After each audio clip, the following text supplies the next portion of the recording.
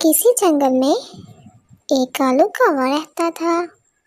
कौवे का बेटा भी उसके साथ रहता था, जिसका नाम चुन्नू था। अरे पापा, देखिए ना भाई, कितनी तेज बारिश हो रही है और मुझे बारिश बहुत पसंद है। क्या मैं थोड़ी देर बारिश में खेलने चला जाऊं? कौवा अपने बेटे को बाहर जाने की इजाजत दे देता है। उसी जंगल में एक चिड़िया अपनी प्यारी बेटी के साथ रहती है।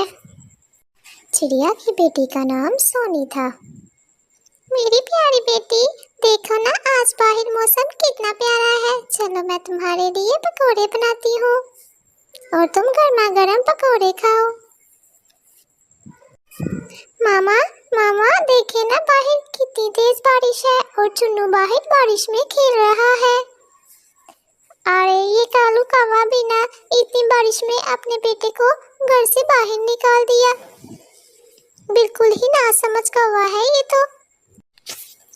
सारा दिन गुजर गया। कौवा अपने बेटे का इंतजार कर रहा था, लेकिन चुन्नू घर वापस नहीं आया। फिर कौवा उसको ढूंढने के लिए निकलता है। अरे बारिश तो बहुत तेज है। इतनी तेज बारिश में अब मैं चुन्नू को कैसे ढूंढूंगा? चलो चिड़िया के घर देख के आता हूँ, कहीं वो चिड़िया की बेटी के साथ खेलने ना चला गया हो। फिर कौवा चिड़िया के घर आता है। चिड़िया चिड़िया, क्या मेरा बेटा यहाँ तुम्हारी बेटी के साथ खेलने आया है? अरे नहीं कौवे, तुम्हारा बेटा यहाँ नहीं आया। तुम कितने पागल हो, इतनी बारिश में अपने बच्चों को घर से बाहर नहीं निकालते। कुछ देर पहले हमने उसे बाहर बारिश में खेलते हुए देखा था। तुम उसको बाहर ही कहीं ढूंढो।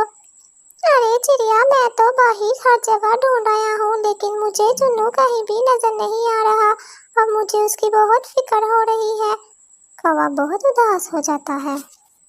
चलो अब तुम फिक्र मत करो, मैं तुम्हारे साथ चलती हूँ। हम मिलकर चुन्नू को ढूंढते हैं।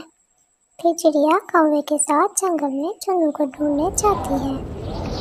अरे कौवे, काफी टाइम हो गया है चुन्नू को ढूंढते ढूंढते और चुन्नू कहीं नजर नहीं आ रहा। कुछ ही देर बाद चिड़िया की नजर चुन्नू पर पड़ती है। अरे कौवे, ये देखो चुन्नू, मुझे लगता है बारिश की वजह से चुन्नू के पैर भीग गए हैं। जल्दी उठाओ, इसको मेरे घर लेकर चलते हैं। फिर चिड़िया चुन्नू को अपने घर ले जाती है। चुन्नू बेटा, तुम यहाँ आराम से बैठो, मैं तुम्हारे लिए गर्मा गर्म चाय लेकर आती हूँ। चिड़िया चुन्नू को चाय पिलाती है और कौवे से कहती है, कौवे, अब तुम्हें नसीहत हो गई होगी कि हराम मौसम में अपने बच्चों को घर से बाहर नहीं निकालते। मेरी बेटी ने भी घर से बाहर जाने की जिद की थी, लेकिन मैंने उसको घर से बाहर जाने की इजाज़त नहीं दी। मैंने उसे गर्मा गर्म पकौड़े बना कर दिए और वो पकौड़े खाकर सो गई। बच्चे तो जिद करते ही हैं, लेकिन ज़रूरी थोड़ी है कि बच्चों की हर जिद मानी जाए। कौवा बहुत शर्मिंदा होता है। फिर कौवा चिड़िया का शुक्रिया अदा करता है और वादा करता है कि वह आइंदा ध्यान रखेगा, और कौवा अपने बेटे को वहां से लेकर चला जाता है।